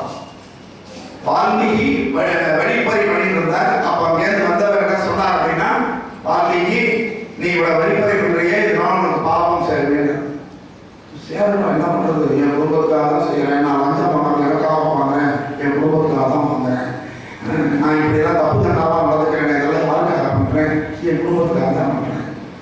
ஓகே, இந்த குடும்பத்துக்காக நீ பண்ணுறீங்க, போய் உன் குடும்பத்தில் இருக்கிறவங்கள கேளு, இவங்க நான் உன்னுடைய பாவத்தை எடுத்துக்கிறாங்கன்னு கேளு. அவங்க அப்பா அம்மா போய் கேட்பாரு, அப்பா அம்மாவை காப்பாற்றுறது பிள்ளையோட கடமை. நான் வந்து என்னை காப்பாற்றுறேன்னு காரணம் சொல்லிட்டு நீ தப்பு பண்ண நேர்மையாக உழைச்சதை காப்பாற்றிக்கலாமே, எங்களுக்கு சோறு போடுறது உன் கடமைப்பா, அதனால உன் பாவத்தில் எங்களுக்கு பங்கு வராது புரிஞ்சா. சரி, நேராக கொண்டாடினோம். அம்மா நீ சகலமாக பத்தினி, என்னையே கல்யாணம் பண்ணிட்டு வந்திருக்க, என் பாவத்தில் பங்கு, நீ ஊர் கூட பாவம் பண்ணுவேன், உன் பாவத்தை நான் ஏற்றுக்க முடியுமா? என் கையை பிடிக்கும் போதே உன்னை கைவிடாம காப்பாற்றுவேன், அது என் கடமை அப்படின்னு சொல்லிதான் கையை பிடிச்ச. நீ என் நல்ல வழியில் சோறு போடு, நான் கெட்ட வழிக்கு போட சும்மா இருக்கியா? கேட்டா கேள்வி, அப்போதான் எவ்வளோ கேள்வி கேட்டுருக்காங்க. ரொம்ப அடிமையாக பாருங்க, லேடிஸ் அடிமையாக எங்கேயுமே அடிக்க முடியாது, அவ்வளோ கேள்வி எல்லாரும் கேட்டிருக்காங்க. திரௌபதி கேட்ட கேள்வியோட யாரும் கேட்க முடியாது, கண்ணகி கேட்ட கேள்வியோட யாரும் கேட்க முடியாது, குந்தி கேட்ட கேள்வி கேட்க முடியாது, அவ்வளவு கேள்வி எல்லாரும் கேட்டிருக்காங்க. எதுக்கு சொல்லுவாங்க அப்படின்னா, அதனால ஒய்ஃபு பார்த்துக்கிறது புருஷனோட கடமை. அதனால இந்த பாவத்தில் எனக்கு பங்கு கிடையாது. சாஸ்திரம் நான் சொல்றது, ஆண் செய்கின்ற பாவத்தில் பெண்ணுக்கு பங்கு கிடையாது, ஆனால் பெண் செய்தால் அந்த பாவம் ஆணுக்கு பங்கு அப்படின்னு சாஸ்திரம். அப்படி யாருக்கு சாதகமா சாஸ்திரம் இருக்குன்னு பாருங்க, இதான் விஷயம். அவ்வளவு மரியாதை பண்ணீங்கன்னா பெண்கள் நல்லவங்க, அவங்க தப்பு பண்ண மாட்டாங்க, 99% தப்பு பண்ண மாட்டாங்கன்னு ஒரு கருத்து. அதனால இந்த இவனுடைய பாவத்தை அவர் சுமக்க முடியாதுன்னு சொல்லிடலாம். அப்பதான் நமக்கு ஞானம் வருகிறது. ஞானம் வந்தோடனே நாரதெல்லாம் என்ன இப்படி சொல்றாங்க அப்படின்னு நிறுத்து, எல்லாத்தையும் நிறுத்தோம் இன்னியோட அப்படின்னு உத்தரவு நிறுத்திட்டு நீ ராமன்னு சொல்லுங்க. அவர் வாயில ராம எவ்வளவு பாருங்க. அப்புறம் பார்த்தா ஒரு மரம், அது பேருக்கு மராமரம்னு பேர் இருக்குது. அந்த மரத்து பேர் என்ன? மராமரம். திருப்பி திருப்பி சொல்லுங்க, மராம ராம ராம ராம ராம ராம ராம ராம ராம ராம. அவருக்கு அத்தனை அனுக்கிறோம், அவ்வளவு ஸ்லோகங்கள், அவ்வளவு வசனங்கள். அதுக்கப்புறம் போய் சம்ஸ்கிருதம் படிச்சா அர்த்தம் கிடையாது. சமஸ்கிருதம் ஒரு காலத்துல எல்லோராலும் பேசப்பட்ட மொழியாக இருந்தது, பிராமண பாஷை கிடையாது. சமஸ்கிருதம் எல்லோராலும் பேசப்பட்ட பாஷை. எப்படி இப்ப தமிழ் நம்ம எல்லாரும் பேசுவோம், அது மாதிரி இருந்தது. அப்புறம் கொஞ்சம் கொஞ்சமா அது வழக்கம் முடிந்து போயிடுச்சு, அவ்வளவுதான் விஷயம். முகலாயர் படையெடுப்புக்கு அப்புறமும் ஆங்கிலேயர் படையெடுப்புக்கு அப்புறமும் அது அப்படியே கொஞ்சம் கொஞ்சமா ஒழுங்கிப்படுத்து அதை ஒழித்து விட்டாங்க, அதான் விஷயம். இன்னைக்கும் பெரிய அறிவியல் கண்டுபிடிப்புகள் பல வெளிநாடுகளில் செய்யறதெல்லாம் சமஸ்கிருதத்திலிருந்து எடுத்து செய்திருக்காங்க. அவ்வளவு ஒரு உன்னதமான மொழி, அவ்வளவு பொக்கிஷங்கள் நிறைந்த ஒரு மொழி. தமிழ் எப்படி சிறப்பான மொழியோ அதே போல சமஸ்கிருதமும் மிகச்சிறந்த மொழி. நம்ம எல்லாம் இப்பவும் ஆந்திராவிலோ எங்கேயோ ஒரு கிராமம், அந்த கிராமத்தில் இருக்கிற எல்லோரும் சமஸ்கிருதம் தான் பேசுகிறார்கள். அதை இழந்துட்டு போனோம். நம்ம பண்பாடு, கலாச்சாரம், அறிவியல் கண்டுபிடிப்புகள், விண்வெளியை பற்றின விஷயங்கள், கோள்களை பற்றின விஷயங்கள் எல்லாமே அதில் இருக்கு. மனுஷனோட ஆரோக்கியம் அவ்வளவு இருக்கிறது. நம்ம மொழியை இழந்துட்டோம், அதான் விஷயம். ஆனால் அதில் உள்ள சொற்கள் நம்ம இடத்துல தமிழ்ல நிறைய பயன்படுத்திட்டு தான் நம்மளை அறியாமலே அந்த வார்த்தைகள் கலந்து போயிடுச்சு. அதனாலதான் நமக்கு வடநாடு தென்னாடுங்கிற பாகுபாடு இந்தியாவில் கிடையாது. காசியில் இருக்கிறவன் ராமேஸ்வரத்துக்கு வருவான், ராமேஸ்வரத்தில் இருக்கிறவன் காசிக்கு போவான். புரியுறதா இல்லையா? யாத்திரை போறவங்க யாரும் வடநாடு தென்னாடு பார்த்ததில்லை. இப்பதான் இந்த வடநாடு தென்னாடு வடக்கு தெற்கு அப்படிங்கிறதெல்லாம் நாம் நேர திணிக்கப்பட்டது. யார் தெரிஞ்சாலும் இது தப்பு. பாரத தேசம் ஒரே தேசம், நாம் அனைவரும் பாரதியர்கள். இந்த எண்ணம் அதுக்கப்புறம் தான் நாம் தமிழன், நாம கன்னடன், நாம தெலுங்கன், நாம மலையாளி. இந்த உணர்வோடு இருந்தால் தான் நம்ம ஜெயிக்க முடியும். வெறும் தமிழனாக இருந்தால் இந்த உலகத்தில் எந்த அங்கீகாரம் கிடைக்காது. தமிழ் இந்தியம் அப்படிங்கிற பண்பாடு நமக்கு இருக்கணும். இதை முதல்ல தெரிஞ்சுக்கங்க. அப்ப என்ன ஆகுதுன்னா, இந்த நாரதனால ராமாயணம் எழுதினார். வால்மீகி தபஸ் இருந்து அந்த அதையெல்லாம் அவருக்கு அப்படியே சித்திரமாக வந்து அதை அப்படியே எழுதினார் அப்படிங்கிறதாக கருத்து. மங்கை தொலைத்து மன்னவன் நட்பால் பந்தம் செய்வாரி வானத்தடித்தே, அதை கதையும் சொல்றார். மங்கையை தொலைச்சிட்டார் சீதா பிராட்டியார். இப்ப என்னாச்சு, அப்புறம் போனா சுக்ரீவனுக்கு கஷ்டப்படுத்தினானே இந்த வாலி அப்படின்னு ராவனுக்கு கண்ணு மூடிடுச்சு. வாலின்னு பேரை சொன்னாலே அவன் நடுவான். ஏன்னா தன்னுடைய வாழ்நாள கட்டப்பட்டான், அப்படி துவம்சமானான். ராவணனை ஜெயிச்சவன் வாலி. அதனால அந்த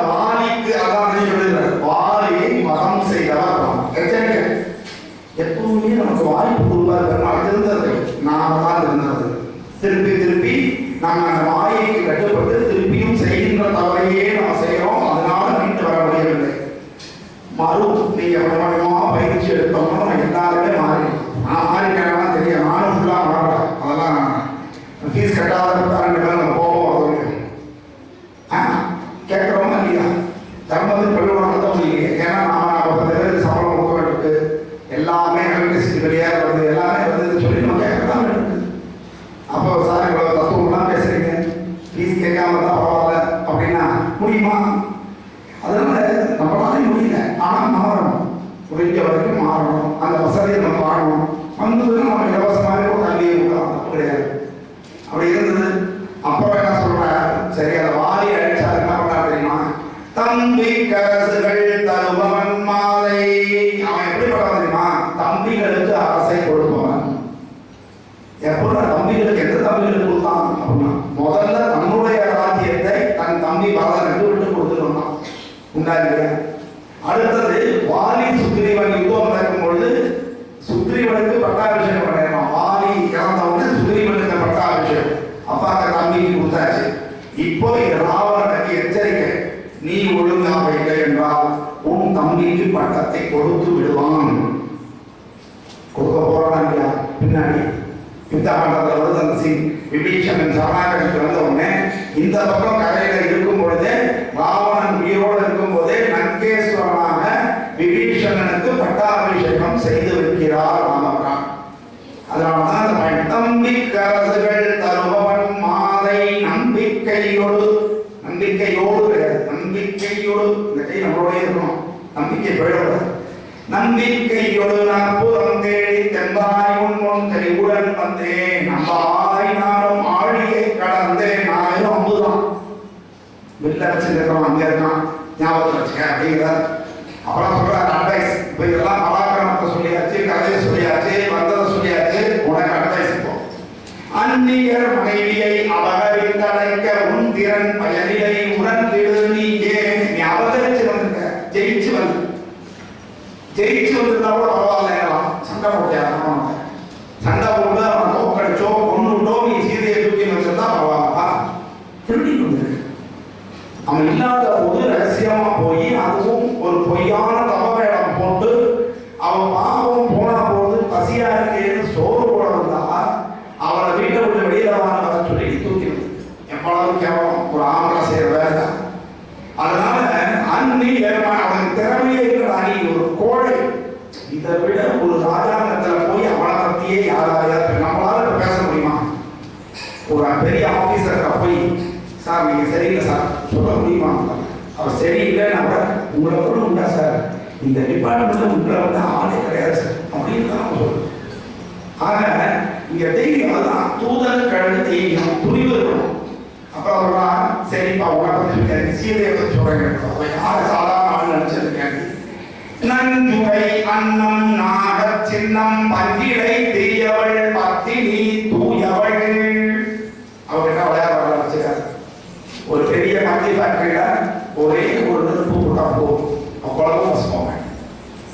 சாப்பாட்டுல ஒரு துளி விஷம் சேர்த்தா போகும், சாதம் கூட போகும். அதனால நீ 1000 பொம்மநாட்டிகளை பம்பெடுத்திருக்கலாம், 1000 பேரை உன்னுடைய அந்த புறத்துக்கு நீ அழைச்சி வந்திருக்கலாம். அவர்களுக்கெல்லாம் வேதவரையும் ஒரு பொண்ணு அவளை ஹிம்சா பண்ணாங்க. அவ வந்து ஒரு ரிஷி பொண்ணு அவளை ஹிம்சம் பண்ணும்போது அவள் என்ன பண்ணா, அவளுக்கு சக்தி கிடையாது. அதனால அவள் என்ன பண்ணிட்டா, இவன் கிட்ட நம்ம வழியாக கூடாதுன்னு சொல்லிட்டு நிச்சயமாக உனக்கு அழிவு ஒரு பெண்ணால் தான் நடக்கும் அப்படின்னு சொல்லி தீ குளிச்சு விடுறான். தீ நமக்கு அழிவுல வருவான். அந்த வேதவதி இப்பொழுது இங்க சீதை ரூபத்தில் வருகிறாள். இது இன்னொரு கருத்து இருக்கு, அப்புறம் சொல்றேன். அப்போ இந்த பெண்ணால கருத்து அப்ப இவன் 10 பேரை ஹிம்சம் பண்ணிட்டான். ஒரு தப்பை வந்து ஒருத்தர் செஞ்சுட்டான், செஞ்சு அதை பேசிச்சு பார்த்துட்டான்னா அதே தப்பை தெரிஞ்சிருச்சு. அப்போ இந்த மாதிரி எக்கச்சக்கமான ஒரு நல்லவர்களை மாட்டும் பொழுது அவனுக்கு பனிஷ்மெண்ட் கிடைக்கும். அதான் விஷயம். நஞ்சுடை அன்னம் நாக சின்னம் பஞ்சிடை தீயவள் பத்தினி தூயவள். அஞ்சிடு படிக்க இவளெல்லாம் பத்தி நீ பயப்படலைன்னா கூட உனக்கு ஒரு பணி வரதா லங்கேஸ்வரன் அது இதுன்னு உனக்கு இவ்வளவு பட்டவெல்லாம் இருக்கு. நீ வந்து சாதாரணமா இது ஒரு பிசினஸ் வாங்குறா,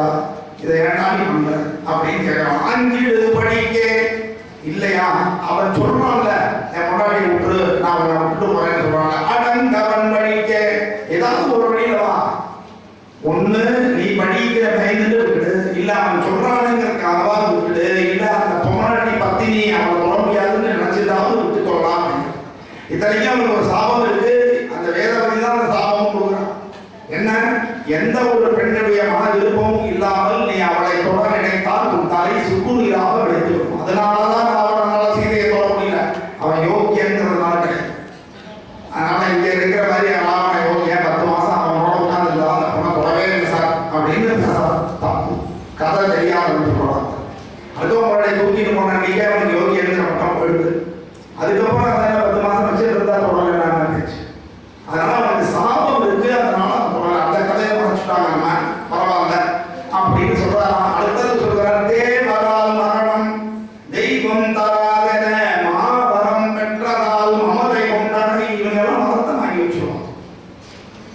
ஒரு பெரிய மினிஸ்டருடைய சொந்தக்காரனா இருக்கிறது அல்லது இந்த மாதிரிலாம் இருக்கிறவங்க தான் நிறைய தைரியமா தப்பு செய்யணும். அப்படி இருக்கிற எல்லாரும் செய்யறான்னு நான் சொல்லல. அவன் தப்பு செய்யறவங்க பார்த்தீங்கன்னா, பெரிய தவறுகள் செய்யறவங்களாம் நீங்க பார்த்தீங்கன்னு சொன்னா அவர்களுக்கு தொடர்பு வந்து மேல பெரிய இடங்கள்ல இருக்கும். அந்த தைரியம் தான் இருக்கு. நம்ம சொன்னோம் இல்லையா, மீட்டு மன்னன் அவர் வந்து ஏன் இன்னி வரைக்கும் அவருக்கு எந்த பாதிப்பும் இல்லை. யாரோ அவர் சப்போர்ட் பண்ணாங்க. யாரும் நமக்கு தெரியல, பெருமாளுக்கு தெரியும். ஆனா நிச்சயமா பெருமாள் மாட்டுவாங்க, அதில் சந்தேகம் இல்லை. அப்படி நீ வந்து தேவரால் உனக்கு மரணம் கிடைக்காதுங்கிற பெரிய வரத்தை பெற்றதுனால உனக்கு மமதை இருக்கு. ஆனா ஒரு விஷயத்தை நீ மறந்துட்ட. சாவரம் தந்திட சாதா வானரம் நீ வரம் பெறாததா நிச்சயம் போதுமே. அவன் வந்து ஆதரத்தால் இறப்போங்கிற வரம் கேட்கவில்லை. எல்லா கண்டிஷனும் கூட லிஸ்ட் போடும்போது அவசரத்துல மனுஷனையும் வானரனையும் விட்டுட்டான். ஏன்னா அவன் ஒரு அலட்சியம். மானிட பதர்களே பேசுவாங்க பேசும்போது. அப்போ மானிட பதர்களால் செய்யக்கூடாது. அப்படிதான் பெரிய பெரிய அரசியல்வாதிகள் நம்ம எப்படி ஜெயிச்சுருவோம், நம்ம என்ன கிரமம் பண்ணோம், இந்த மனுஷங்களால நம்ம ஒன்றும் பண்ண முடியாது. இவங்க போடுற ஓட்டு நம்ம என்ன பண்ணிட போதும், அந்த ஓட்டை நம்மளால வாங்கிட முடியாதா அப்படிங்கிற தைரியம் தானே. இந்த குணம் தான் ராட்சசம். அவர்கள் ராட்சசர்கள் சொல்லல, குணம். நம்மளை மதிக்கிறதே கிடையாது. ஓட்டு போடுறவங்க மதிக்கிறதே கிடையாது. பயம் இருந்ததுன்னா நம்மளும் அதை யோசிக்கணும். தர்மத்தின் பக்கம் நம்ம என்ன பண்ணலாம், என்ன பண்ணலாம் யோசிச்சீங்கன்னா நிச்சயமாக மாற்றம் வரும். இருக்கட்டும், நான் இப்ப தமிழக அரசியல், இந்திய அரசியல்லாம் சொல்லல, இதெல்லாம் சேர்த்துங்க. அப்படி என்ன சொல்றாங்கன்னா, இப்படி நீ அதை வரப்படல. இன்னொன்று, கைலாய மலைய ராவணன் தூக்க போகும்போது நந்தி தேவர் வந்தான்.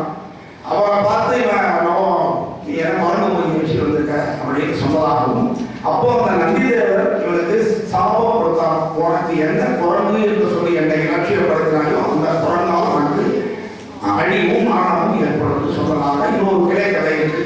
அதனால இப்படி 2 சேரும், சாபமும் கெட்டதும் எல்லாம் சேர்த்துக்கிறோம். அப்படியாச்சு.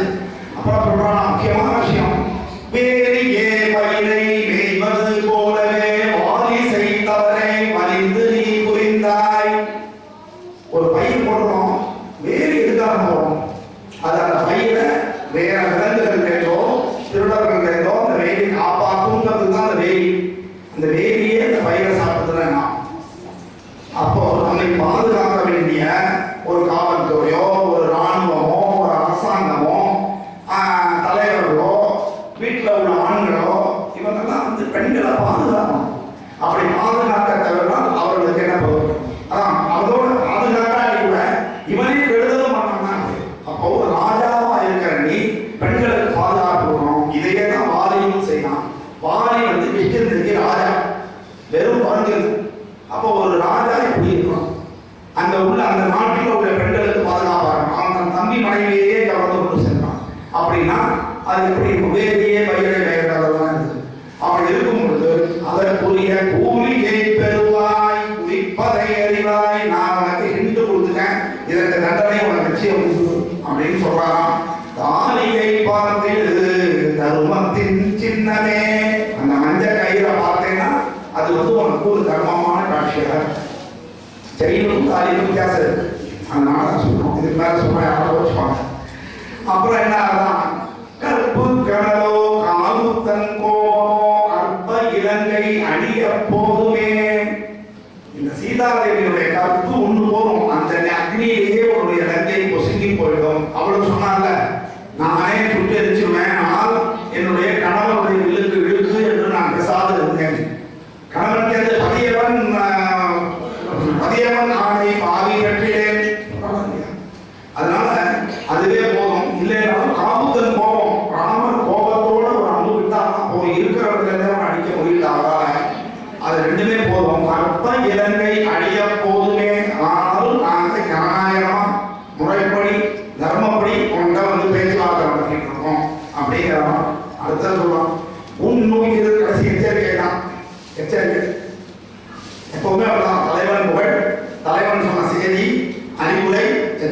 இப்படிதான் தூது முடியும். அதனால உன்னோய் இருந்தாலும் உன்னுடல் தங்க உசுரை நம்ம நிச்சயமா எடுத்துக்கணும். சீதையை விடலைன்னா கும்பகர்ணன் சீதையை விடு, இல்லை என்றால் உன் ஆவியை விடு சொல்லுதான் போறாங்க. சும்மா இல்லை. அந்த நஞ்சனும் அமுதனும் நஞ்சால் செய்த சீதையை இன்னும் விடவில்லையோ, சீதை துயர் இன்னும் தீரலையோ. அவங்க எடுத்தோன்னே போர்னு சொல்றீங்க, இன்னும் அந்த பொண்ணை விடலையா, எங்க அண்ணன் திருந்தவே மாட்டான் அப்படின்னு சொல்லிட்டு தான் அதான் விவகாரம்.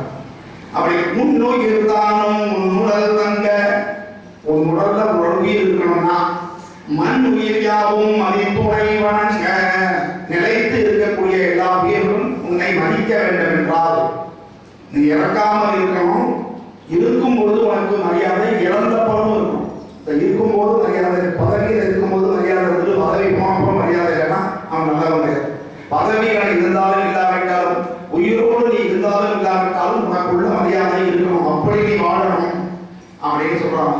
என்னுயிர் நாதன் எழிலுடை பத்தினி இன்னுயிர் போற்றி என்னையடி சேர்ப்பாய். தயவு செஞ்சு நீ என்னுடைய நாதனுடைய பத்தினி ஆகிய அந்த சீதாதேவியை கொண்டு வந்து ராமனுடைய பாதங்களிலே சமர்ப்பித்து விட்டால் பிரச்சனை தீர்ந்து. ஓப்பனா இவரே சொல்லிட்டார், நான் கூட கேட்கல. ஏன்னா சுபாவம் தெரியும், ராமனுடைய குணம் தெரியும், நிச்சயமாக அவர் மன்னிப்பார் அப்படிங்கிறது தெரியும். ஆகையினால இவரே சொல்ற அஷூரன்ஸ். அப்படி சொன்னாலும் அவனுக்கு என்ன உழைக்கிறதா உழைக்கலையா, அடுத்து அவன் என்ன செய்ய போறான்னு அவனால தான் பார்க்கணும். அங்கிலே ஒன்று பெற்றான் அங்கிலே ஒன்றை தாவி அங்கிலே ஒன்றாக ஆரியற்காக நீங்கி அங்கிலே ஒன்று பெற்ற நஞ்சை கண்டையார் ஊரில் அங்கிலே ஒன்று வைத்தான் அவன் நம்மை அழைத்து காப்பான். ஜெய் ஸ்ரீராம், ஜெய் ஸ்ரீராம்.